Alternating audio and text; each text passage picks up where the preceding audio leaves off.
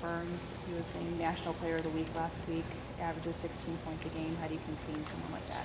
Well, he's a fierce competitor. You know, watching him on tape, his athleticism and toughness really propels the team with 4 starters returning and shooting all over the court. So, you know, anytime you got a dynamic point guard like that who's a veteran, who's won a lot of games, that's a challenge.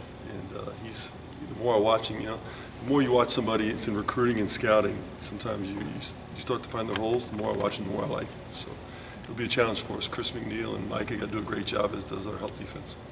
What does he do that might make it a challenge for them? Well, his shot making ability on the perimeter, and his ability to get in the lane and penetrate.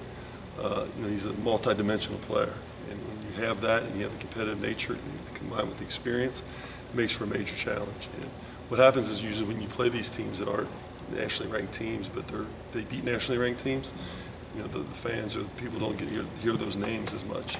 But to be National Player of the Week and do what he does, he's one of the better point guards we'll go against.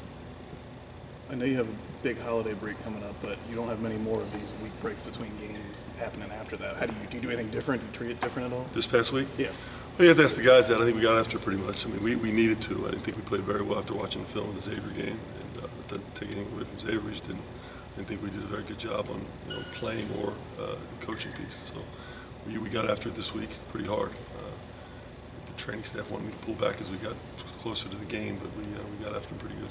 The coaching part, looking at it, what did you feel like you guys did? Well, I just feel like we weren't prepared enough defensively. We didn't in game we didn't compete the way we need to defensively, and offensively there's some things we should have done. Should have stayed with some different stuff offensively that we did a better job of than I thought we were going into the game that we probably could have stayed with. You have a really schedule winner camps up starting here really soon, John. What do you really want to see the team start to show better at starting tomorrow night? Well, defensively we got to be more consistent. We got to sustain our defensive efforts each and every game. I mean, the bottom line is we're really good for spurts and not good enough for games. Now our offensive numbers are behind that.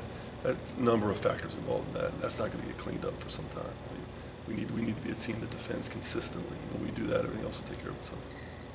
Do you think about like 3 non-conference games? Do you break the schedule up into segments like that when you look at it? Or? No, I don't. No, I look at it as we had exam week this week. We had a chance to get better this week about us. We started Colgate yesterday. We'll do Colgate today. And I mean, it's really a singular focus. I mean, it's game to game. It's literally day to day. And then we'll approach our game on Wednesday, when we're allowed to practice again. Are you okay with where the team is right now? Did you expect to be where you are, expect to be further along, or are you further along than you thought you might be? Yeah, I didn't really have expectations as to where they would be because I didn't know what this team was or what we were about. And learning them each and every day. I want to get better. I want to make sure we're getting better each and every game. And it's coach speak for those, but when you're inside it, it's real. And right now, do I think we got better this week? I do. I thought we got better last week after the Vermont game, and it didn't show up in the Xavier game. So we got to keep taking steps forward, and I felt like we did this week, and I think you'll see a team that's a little bit gnarlier defensively tomorrow night. How much is Jaren's health kind of a factor in the team, and not being the optimal team you can without his health? It's a factor because I don't know game to game what the roster is going to be. So game to game, I don't know. I'm trying to put guys in positions, trying to move them because Jaren's versatile. So where do we play him at? We're looking at some different options. And when you're not sure what you have, it makes it difficult to plan, especially with a team that you're still trying to put guys in the right spots on the bus in terms of maximizing their talents with what we do system-wise. Is that where you are? But tomorrow is still unsure? Yeah, still unsure. So we'll go into it. That's why the defensive game plan never changes, but the offense has been fluid because our personnel's been fluid. Do you know if he'll be able to practice it all today? I'll meet with our training staff right before practice like I always do. I know you talked about Jay last night too, but same thing, any updates on that? Yeah, he's had time restrictions in practice, so once he meets those time restrictions, he's done. So I anticipate there'll be a minute restriction tomorrow. What makes this game important for you tomorrow night, John? Well, first of all, it's the next game on our schedule, and Colgate's really good. I mean, we scheduled an NCAA tournament team with 4 returning starters. Who's going to be a top 100 team, close to a top 100 team right now. So we got a really good team coming in our building, and we didn't play particularly well in our last game. And you had a week to think about it and sit on it. So, it's one thing to practice well. We need to come out and play well.